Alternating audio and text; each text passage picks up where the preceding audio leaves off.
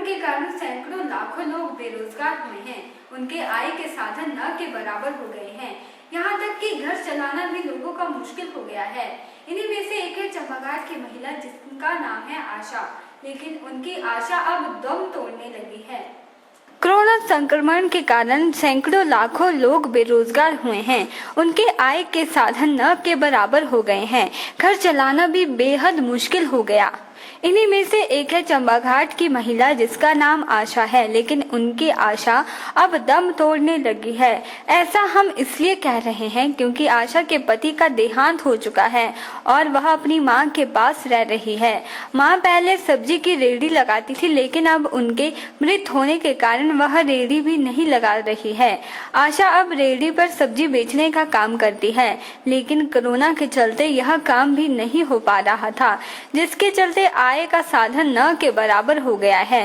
यही कारण था कि भाई अपने बेटे की स्कूल फीस नहीं दे पाए, इसलिए उसने निर्णय किया कि वह बच्चे को निजी स्कूल से निकालकर सरकारी स्कूल में डालेगी। लॉकडाउन के चलते पैसे वगैरह की बहुत तंगी हो गई थी, पैसे थे नहीं, तो इस चलते मैं बच्चे को वहाँ स्कूल से निकालना चाहती थी।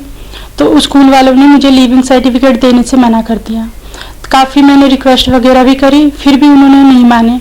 फिर इस वजह से मैं यहाँ पे आई, मैडम के पास आई और यहाँ कंप्लेन वगैरह की, तो उसके बाद उन्होंने फिर मेरे को दिया लीविंग सर्टिफिकेट। हम सब्जी की रेहड़ी लगाते हैं और लॉकडाउन में हमने कोई काम नहीं किया, एक पैसे की कोई कमाई नहीं की, कुछ नहीं किया, तो और कोई हमारे कमाने वाला है नहीं, तो इस वजह से हमारे पास पैसे नहीं थे और इस वजह से बच्चे को मैं निकालना चाहती थी। मैं हूँ, मेरी मम्मा है 70 साल के हैं और छोटी सिस्टर है मेरी और 12 साल का मेरा वो लड़का है और कोई है नहीं। मेरे हस्बैंड भी एक्सपायर हो चुके हैं, मेरे पापा को एक्सपायर हुए 2 साल हो रहे हैं, तो कोई है नहीं कमाने वाले।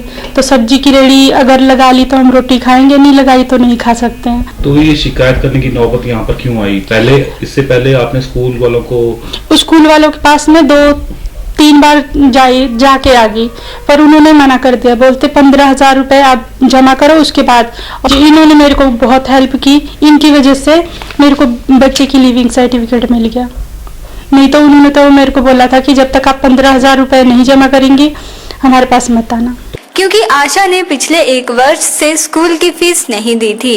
वह बार बार स्कूल के पास जा रही थी, लेकिन प्रबंधन ने उसकी एक न सुनी, इसलिए उसने CWC के चेयरमैन विजय लांबा से शिकायत की। विजय लांबा ने उच्च अधिकारियों और स्कूल प्रबंधन से बात की और उसे स्कूल लीविंग सर्टिफिकेट दिलाया गया। और जब इन्होंने आके अपनी बात हमारे आगे रखी तो इनकी आंखों में लिटरली आंसू थे, वो जो हमारे से देखे नहीं जा रहे थे। इन्होंने हमें बताया कि इनका बेटा जो अभी 6th पास आउट हुआ है, दयानंद आदर्श विद्यालय में पढ़ता था, लेकिन लॉकडाउन के दौरान क्योंकि कमाने वाली अकेली यही हैं घर पे, तो लॉकडाउन के दौरान ये कुछ भी अर्निंग्स नहीं कर पाई, जिसकी वजह से बच्चे की फीस देने में असमर्थ थी। तो इनका विचार था कि अब ये अपने बच्चे को गवर्नमेंट स्कूल में पढ़ाएंगी, तो उसके लिए SLC की जरूरत थी। SLC इनको जो हमारा ये दयानंद आदर्श विद्यालय है, यहाँ से प्रिंसिपल मैडम ने मना कर दिया था कि जब तक आप अपनी पेंडिंग फीस जो कि 15,000 बन रही थी वो डिपॉजिट नहीं कराते तो हम आपको SLC इशू नहीं करेंगे। तो ये काफ़ी भटक रही थी, इधर उधर जा रही थी।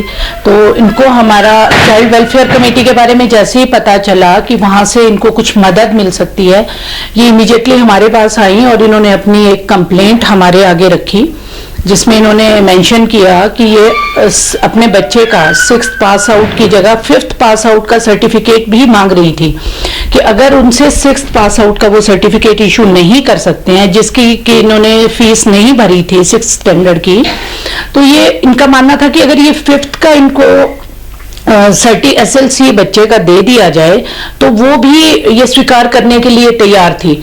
लेकिन स्कूल मैनेजमेंट ने या स्कूल की जो प्रिंसिपल मैडम हैं उन्होंने साफ मना कर दिया कि पहले आपको फीस डिपॉजिट करानी पड़ेगी, जो आपकी पेंडिंग है हम उसके बाद ही सर्टिफिकेट इशू करेंगे। जो हमारी प्रिंसिपल मैडम हैं दयानंद आदर्श विद्यालय की, उनको थोड़ा सा रियलाइज हुआ कि ये बात हायर अथॉरिटीज तक जा चुकी है और हमें इस केस में कुछ करना पड़ेगा।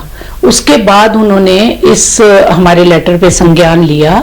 संज्ञान लेने के बाद उन्होंने अभी 4 दिन पहले जो है वो SLC आशा जी को रिलीज किया है। तो मेरा जो हमारे जितने भी ये प्राइवेट एजुकेशनल इंस्टीट्यूशंस हैं, इन सभी से मेरी अपील रहेगी कि जो हमारा RTE एक्ट है, राइट टू एजुकेशन है, जिसमें 25% सीट्स जो हैं वो अंडर प्रिविलेज्ड चिल्ड्रन उनके लिए प्रोवाइड की सरकार द्वारा प्रावधान किया गया है 25% सीट्स का। तो उस प्रावधान के तहत वो अपना उस प्रावधान को फॉलो करें और उसके एवज में वो जो बच्चे अंडर प्रिविलेज्ड हैं उनको उनका राइट दें, ताकि वो अपनी पढ़ाई को आगे जारी कर सकें और एक अच्छे नागरिक बन सकें। ओरिएंटल टाइम्स के लिए सोलन से ब्यूरो रिपोर्ट।